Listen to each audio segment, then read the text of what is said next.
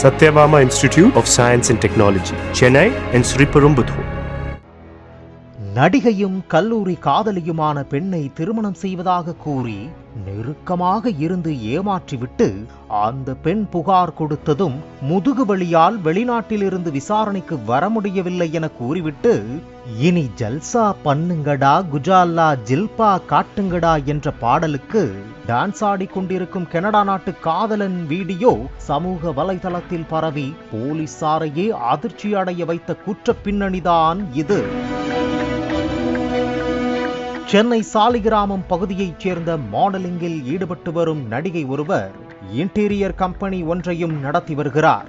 இவரது நண்பர் அலெக்ஸ், அதாவது நடிகையும் அலெக்ஸும் ஒன்றாக கல்லூரியில் படித்துள்ளனர். 2017ஆம் ஆண்டிலிருந்து இன்ஸ்டாகிராம் மூலம் பழகி வந்ததாக கூறப்படுகிறது. திடீரென அலெக்ஸிற்கு வேறொரு பெண்ணுடன் திருமணமாகி கனடா நாட்டிற்கு சென்று விட்டார். அங்கு மென்பொருள் நிறுவனத்தில் மெக்கானிக்கல் இன்ஜினியராக பணியாற்றி வருகிறார் அலெக்ஸ். இந்த நிலையில் 2024ஆம் ஆண்டு அலெக்ஸ் திடீரென நடிகையை தொடர்பு கொண்டு தனக்கும் தனது மனைவிக்கும் கருத்து வேறுபாடு உள்ளது என்றும் தனது மனைவியை விவாகரத்து செய்ய உள்ளதாகவும் கூறியுள்ளார். மேலும் தன்னை காதலிப்பதாகவும் கூறி நடிகையை நம்ப வைத்துள்ளார் என கூறப்படுகிறது. மேலும் கடந்த ஆண்டு டிசம்பர் மாதம் சென்னை வந்த அலெக்ஸ் OMR சாலையில் உள்ள ஹோட்டலுக்கு அந்த நடிகையை வரவழைத்துள்ளதாக கூறப்படுகிறது. பிறகு நடிகையுடன் நெருக்கமாக இருந்ததோடு உன்னை திருமணம் செய்து கொள்கிறேன் என கூறிவிட்டு அலெக்ஸ் வெளிநாட்டிற்கு சென்று விட்டார்.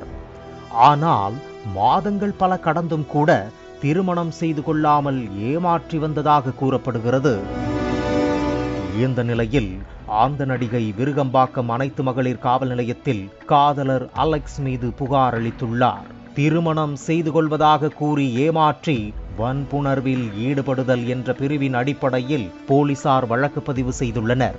இதையடுத்து அலெக்ஸிடம் விசாரணை நடத்த போலீசார் முடிவு செய்துள்ளனர். அவர் கனடாவில் இருப்பதால் சட்ட ரீதியிலான நடவடிக்கையில் போலீசார் ஈடுபட்டுள்ளனர். மேலும் இது குறித்து நடிகை கூறுகையில், வெளிநாடு செல்லும் ஆசையில் 2018ஆம் ஆண்டு வேலூர் பெண்ணை திருமணம் செய்த அலெக்ஸ் அவருடன் கனடாவில் வேலைக்கு சேர்ந்தார். அதன்பின் மீண்டும் என்னிடம் பேசிய அலெக்ஸ், என் மனைவி என்னை கொடுமைப்படுத்துகிறார், அவருடன் என்னால் இருக்க முடியவில்லை, அவரை விரைவில் விவாகரத்து செய்ய போகிறேன், உன்னை காதலிக்கிறேன், திருமணம் செய்து கொள் என கூறி வற்புறுத்தினார். இதை உண்மை என நம்பி அவரையே திருமணம் செய்து கொள்ளலாம் என முடிவு எடுத்தேன்.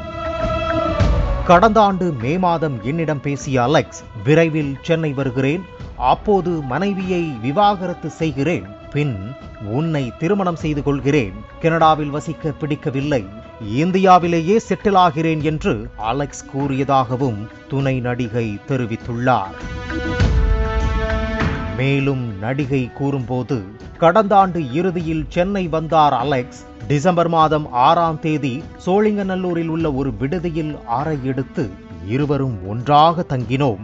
அதற்கு பிறகு கனடா சென்ற அலெக்ஸ் என்னை கண்டுகொள்ளவே இல்லை.